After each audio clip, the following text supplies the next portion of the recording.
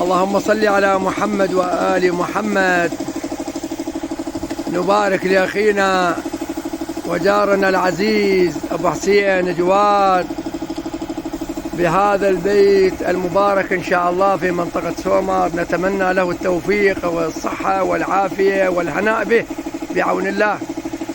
ولا أنسى بالذكر الأخ والعزيز أبو علي حسين حمد الله القرغلي لعمله الجيد، رحم الله امرئا عمل عملا فأتقنه. جزاكم الله خير جزاء المحسنين.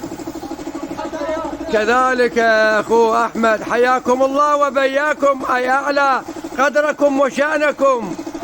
ربي يستركم بجاه السميع العليم اللطيف. شكرا جزيلا لعملكم المضني وعملكم الجيد والنظيف. بارك الله بكم وحياكم الله. والله العظيم الشغل الجيد حتى لو أقل ثمن هو يمشي عند الناس، يمشي عند الخيرين من أمثالكم.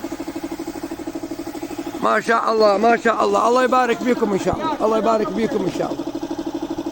وكذلك الأستاذ عمار قاسم القرغلي أشكره لمساعدته ومساندته لأبيه.